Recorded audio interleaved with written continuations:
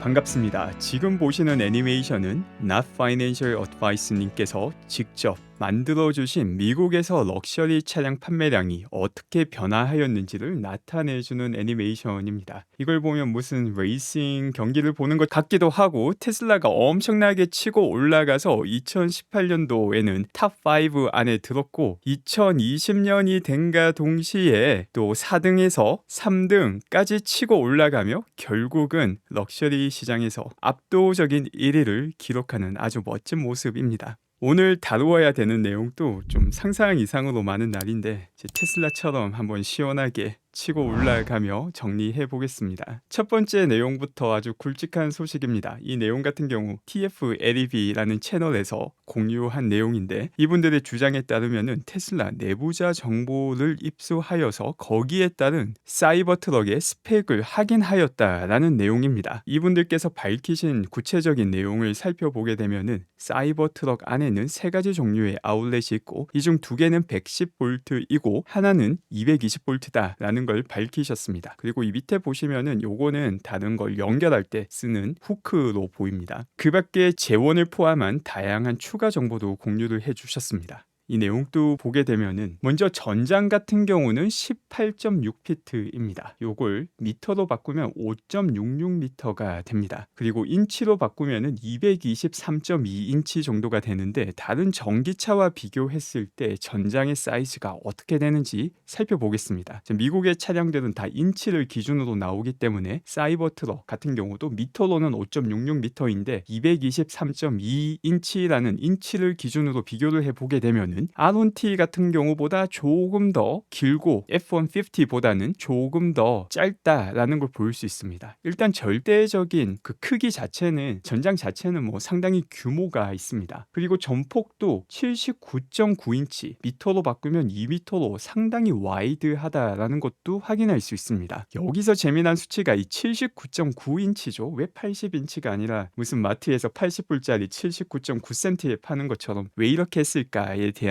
이야기도 나오는데, 바로 그 이유가 80인치가 넘어갈 경우부터 추가 규제가 들어갑니다. 후면 램프에서 2개가 아닌 3개의 램프를 특정 색상으로 사용해야 되는데 79.9인치에서 끝을 냈기 때문에 사이버 트럭은 뒤에 2개의 램프만 사용하고 있는 것도 볼 수 있습니다. 전고 같은 경우는 70인치, 미터로 바꾸면 1.77미터 정도가 되는데, 이거 같은 경우는 좀 의미가 많이 없는 게 사이버 트럭의 서스펜션에 따라서 높이가 크게 차이가 날 수 있기 때문에 너무 큰 중요성은 가지지 않습니다. 그리고 우리가 알고 있던 대로 이 듀얼 모터와 트라이 모터인데, 여기에 무게까지 구체적인 수치가 나오게 됩니다. 듀얼 모터 같은 경우는 6,670파운드, 트라이 모터 같은 경우는 6,890파운드라는 수치가 나오고, 이 범위가 바로 얼마 전 6일 전이었죠. 조 로건 팟캐스트에서 일론이 말했던 그 범위 안에 들어가게 됩니다. 차량 자체 무게가 6,000에서 7,000파운드라고 밝혔었는데 6,670과 6,890으로 이 범위 안에 들어간다는 것도 역시 확인할 수 있습니다. 그리고 이때 제가 함께 정리했던 내용이 GVWR이고, 이 GVWR에서 차체 무게를 빼게 된다면은 적재 중량을 확인할 수 있다라는 내용까지 봤었는데, 제가 여기 용어를 적재와 견인을 혼용해서 조금 헷갈리신 분들도 계셨었는데 이번에 확실하게 정리를 하겠습니다. 이제 여기가 적재 중량이고 또 견인 중량까지도 이번 자료를 통해서 추가로 볼 수 있습니다. 이 견인 중량은 11,000파운드로 확인이 되어 있고, 이거 역시 다른 차량과 비교해서 어느 정도의 성능인지 정리를 하겠습니다. 앞서 살펴봤던 리비안의 R1T 같은 경우 역시 11,000파운드의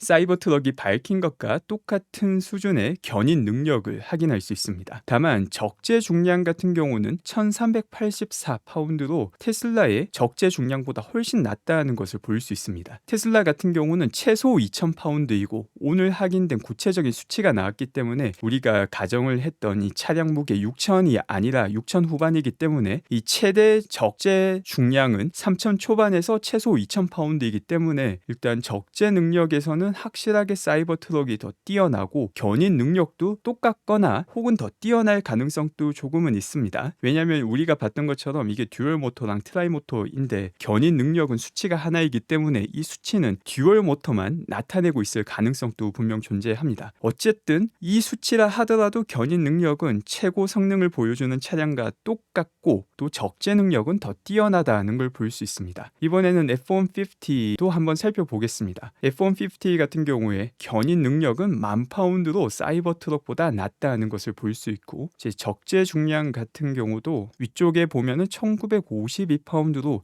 역시 최소한 2,000파운드의 적재 능력이 확인된 사이버트럭보다 낫다는 것을 볼 수 있습니다. 그리고 이것보다 훨씬 더 중요한 게 있죠. 사이버트럭이 객관적으로 뭐 크기도 충분히 크고 성능도 다 뛰어나고 다 좋은데 아니 이런 모습의 사이버트럭을 어떻게 비교를 할 수 있습니까? 일단 기본적으로 사이버트럭을 타는 순간 모든 사람이 준 연예인이 되게 됩니다. 지금 운전하시는 분 반응 보이시죠? 이걸 운전만 하면은 주변 사람들이 모두 다 외치게 되는 반응이기 때문에 객관적인 이런 성능도 뛰어난데 이것보다 훨씬 더 큰 팩터가 차량 자체의 매력도가 아주 높다라는 거 역시 정말 중요한 포인트입니다. 또 사이버트럭과 관련된 트레이드 마크를 신청하였다라는 내용을 소이어님께서 올려주시기도 하였습니다. 지금 신청한 트레이드 마크는 이 사이버트럭 글자 자체를 등록을 하였고 차량과 차량에 사용되는 구조적 부품에 대해서 이 글자 트레이드 마크를 신청하였습니다. 그리고 드라이브 테슬라에서 모델 3 하이랜드 같은 경우 헤파 필터가 추가되었다라는 뉴스를 전해주기도 하였는데 이 뉴스가 올라오고 몇 분 되지 않아서 크리스 정님께서 바로 팩트 체크를 해주셨습니다. 실제 테슬라 차이나에 일하시는 분에게 연락을 하여서 헤파 필터가 모델 3 하이랜드에 추가되었는지 확인을 한 결과 이것은 정말 안타깝지만 사실이 아니라고 밝혀졌습니다. 테슬라 차량의 헤파 필터 같은 경우도 성능이 워낙 뛰어난데 너무나 아쉽게 모델 3에만 빠져 있어서 많은 분들이 기다리고 있는 기능이기도 합니다. 다만 과거에 밝히기로는 이 헤파 필터 사이즈가 상당히 큰데 모델 3에 넣을 공간이 부족하다라고 답변을 하였었습니다. 그래서 언젠가는 추가될 가능성도 있지만 아직까지는 추가가 되지 않은 것으로 확인되었습니다.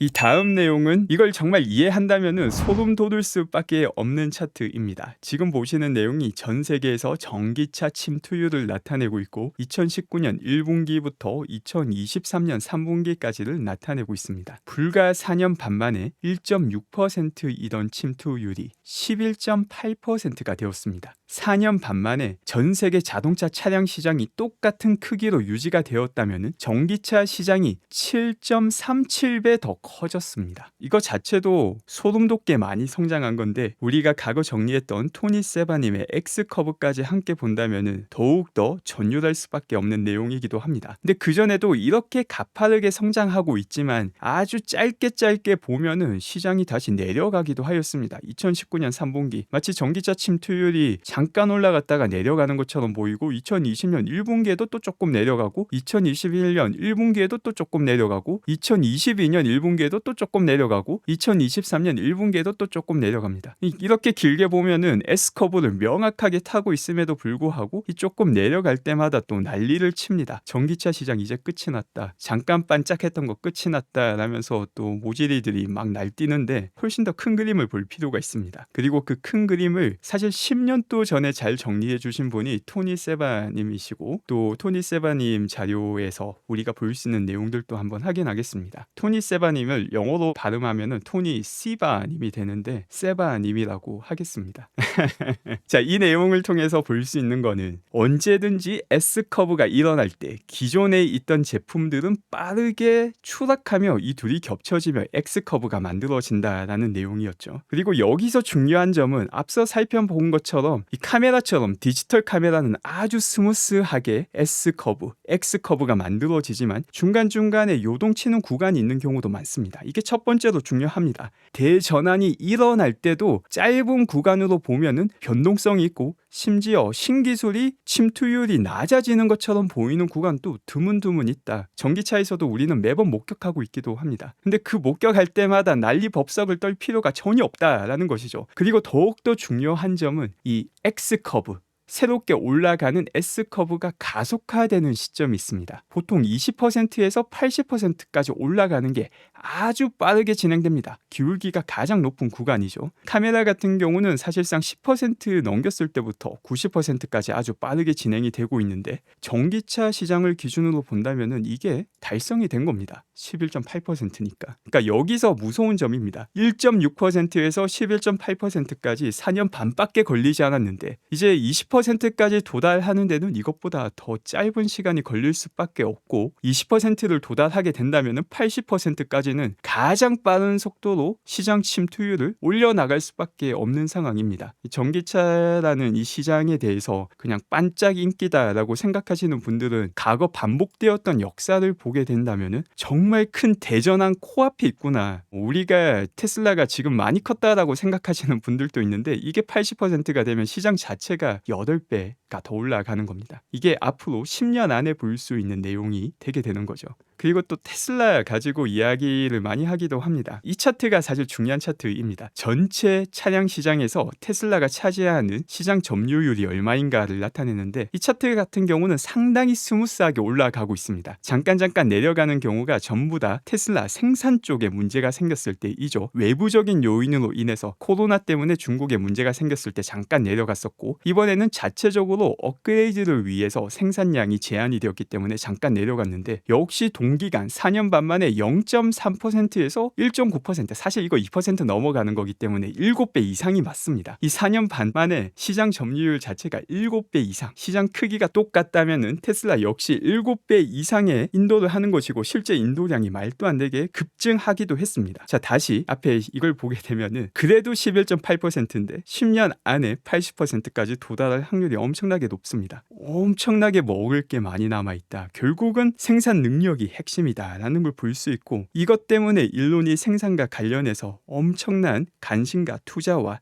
집중을 하고 있는 이유이기도 합니다. 그럼에도 불구하고 전기차 시장 내에서 테슬라의 시장 점유율이 이렇다 어쩌다라고 이야기를 많이 합니다. 2019년 1분기 같은 경우에 전기차 내의 테슬라 시장 점유율이 19%였는데 이번 3분기 같은 경우를 제외한다 하더라도 2024년 2분기 19.5%로 4년 동안 시장 점유율이 0.5%밖에 늘지 않았다라고 말하면서 크게 발전이 없다라고 말을 하는, 성장이 없다라고 말도 안 되는 소리를 하는 경우도 있습니다. 실제로는 7배 이상 성장을 하였는데, 그리고 앞으로도 이 시장 전체가 8배 더 커나가는데 이 시장 점유율을 유지한다면은 너무나도 대박인 것입니다. 그리고 시장이 지금처럼 경기가 안 좋은 상황에서 이번 분기 같은 경우에는 오히려 전기차 시장 내부에서 테슬라 시장 점유율은 또 더 올라가게 됩니다. 20%까지도 노려볼 수 있는 게 이번 4분기가 아닌가 생각이 되는데, 이 수치 자체가 크게 의미가 없는데도 해석을 전혀 엉뚱하게 해서 이상한 소리를 하는 경우가 많은데, 솔직히 이걸 모질이라고 밖에 표현할 수가 없는 수준입니다. 그리고 어제 전해드렸던 내용이 이탈리아에서도 모델 3의 인기가 상당하다, 이번에 하이랜드의 인기가 중국, 유럽 모두 다 나타나고 있다라고 말씀드렸는데, 또 이를 확인할 수 있는 사진 자료가 나오기도 하였습니다. 이탈리아에서 상당히 많은 모델 3 플러스가 이제 인도를 하기 위해서 준비되어 있는 모습입니다. 그 밖에 흥미로운 내용을 AJ님께서 정리해 주셨는데, 지금 보시는 자료 같은 경우는 미국 도로교통안전국에서 정리한 자동차가 얼마나 안전한가, 사고가 났을 때 부상을 입을 확률, 사람이 다칠 확률을 정리한 표입니다. 이걸 보면 모델 3가 압도적입니다. 그리고 모델 S, X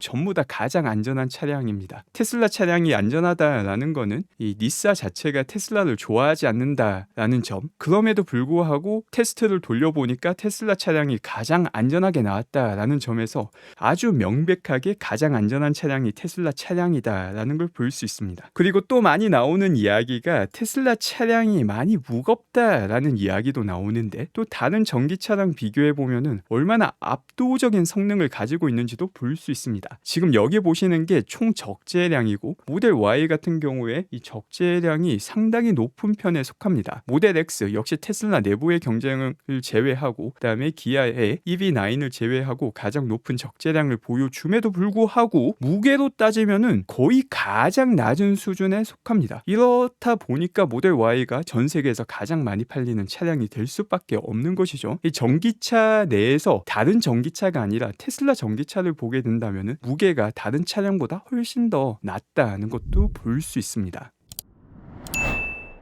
그 다음은 기가프레스와 관련된 소식입니다. 이번에 볼보에서 9,000톤짜리 기가프레스를 이드라와 계약을 하였다라는 소식이 나왔습니다. 기가프레스와 관련해서도 어처구니 없는 이야기가 많이 나왔었죠. 테슬라가 쓰고 있지만 이게 사실 좋은 게 아니다, 단점이 많다, 이런 이야기가 많이 나왔었는데 조금만 시간이 지나고 보니까 다른 모든 기업들이 기가프레스를 도입을 하고 있거나 도입을 시도하고 있습니다. 기가프레스가 좋지 않다면 안 써야 되는데 왜 테슬라보다 몇 년 뒤늦게 이렇게 시도를 하고 있을까? 이 9,000톤짜리 기가프레스라는 게 가격이 낮은 가격이 아니기 때문에 한번 설치를 하면은 본격적으로 활용을 하겠다라는 의미입니다. 상당히 큰 설비 투자를 하는 것이기 때문에 진지하게 사용할 때만 할 수 있는 투자인데 하나 둘 전부 다 기가프레스로 옮겨가고 있습니다. 역시 기가프레스와 관련된 노이즈, 테슬라가 만들고 있는 혁신들과 관련된 노이즈 초반에는 많았지만 시간이 지나고 보니까 다 부질없는 소리다라는 걸 명확하게 보여주는 내용입니다. 또 어제 전해드렸던 인도 소식과 연결되는 내용입니다. 이번에는 인도 상무장관이 다음 주에 일론 머스크를 미국에서 만난다라는 소식입니다. 이번에 만난다라는 소식 역시 어제 전해드렸던 관세 인하 그리고 테슬라의 인도 진출과 관련해서 조금 더 협의를 하기 위해서 만나게 되는 것으로 판단이 됩니다. 일론이 3분기 어닝콜에서 말을 했던 속도 조절 발언 이후에 다양한 국가들이 훨씬 더 좋은 안을 일론에게 제시하며 기가팩토리를 유치하려는 모습입니다. 거기에 더해서 바이든과 시진핑이 11월 15일 에이펙을 통해서 만남을 가진다라는 소식이 전해졌습니다. 여기에 대해서 중국 측에서는 시진핑이 에이펙에 참여하는지 공식적으로 알리지 않았지만 미국의 백악관에서는 이 두 정상이 만날 것이라고 밝혔습니다. 이거 역시 아주 흥미로운 내용입니다. 왜냐면은 이 둘 사이의 관계가 정말 안 좋은 것처럼 보이고 온갖 안 좋은 분위기를 다 형성했지만 경기가 조금 좋지 않은 상황에서 협력이 필요한 상황에서는 바로 만난다라는 걸 보여주는 것이죠. 그리고 이 내용 자체도 지금 조금은 경기가 안 좋을 수 있다라는 분위기가 있는데 이런 분위기를 상쇄시키고 또 협력을 통해서 경기 부양을 이끌어낼 수 있을 가능성 역시 있습니다. 그리고 기사 내용을 조금 더 보게 되면은 이 시진핑 주석 같은 경우에는 미국의 주요 비즈니스 CEO들을 만날 계획이다라고 밝히고 있는데 여기에 일론 머스크가 포함될 가능성이 높지는 않지만 일부 있습니다. 바이든 대통령과 일론 사이의 관계가 좋지 않기 때문에 여기에 일론 머스크가 초청될 확률 자체는 크게 높다라고 생각은 되지 않지만 이 두 정상의 만남 자체는 매크로 경제 자체에는 아주 좋은 시그널로 해석이 될 가능성이 높아 보입니다. 또 그 밖에 크루즈와 관련된 흥미로운 내용이 나오기도 하였습니다. 얼마 전 크루즈가 생산 중단까지 진행이 되었다라는 말을 전해드렸는데 이번 사태를 통해서 크루즈에서 내부적으로 어떻게 자율주행 혹은 원격 주행이 진행되는지 구체적인 내용이 나왔습니다. 그동안 많은 의혹이 있었는데 크루즈가 사실은 원격 제어를 통해서 운행을 하는 것이 자율주행이 아니다라는 이야기는 있었지만 크루즈 내부에서 공식적으로 확인을 해주는 것은 이번이 처음입니다. 그래서 원격으로 조정을 해주는 사람이 배정이 되어 있으며 보통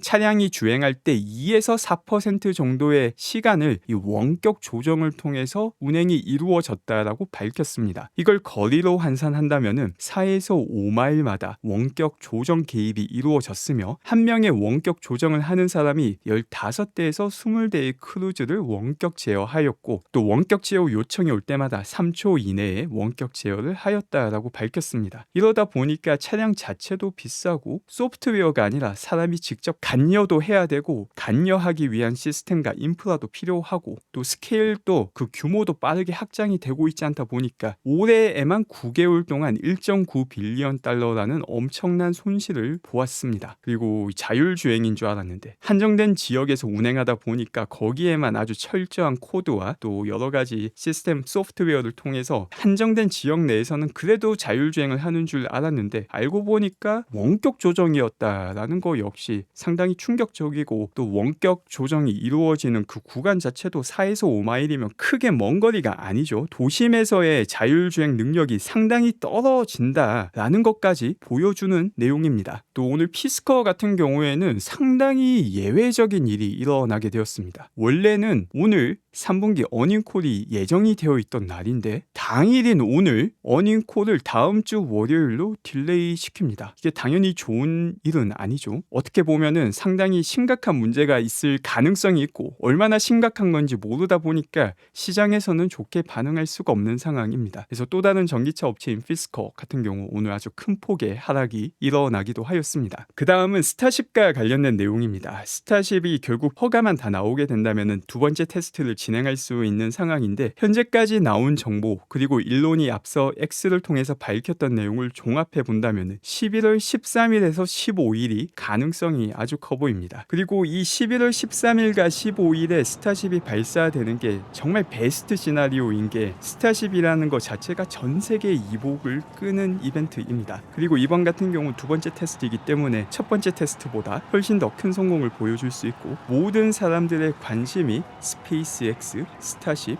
일론 머스크 그리고 일론 머스크가 가지고 있는 다양한 기업 그리고 30일날 진행되게 되는 사이버 트럭 딜리버리 이벤트로까지 이어지게 됩니다. 이렇게 되면은 이 스타쉽 발사의 후광 효과로 인해서 사이버 트럭 딜리버리 이벤트가 훨씬 더 큰 관심을 받을 수 있고 사이버 트럭이라는 것 자체가 엄청난 레버리지를 발생시키는 광고 수단인데 이를 통해서 테슬라에 대한 관심도가 또 훨씬 더 높아질 수 있을 가능성이 높은 게 이 스타쉽 이벤트와 사이버 트럭 딜리버리 이벤트입니다. 이 기간이 딱 11일 중순에 이어져서 잘 연결되기를 희망해 봅니다. 네, 오늘 제가 준비한 내용은 여기까지이고 함께 방송 참여해 주신 분들 모두 감사드립니다.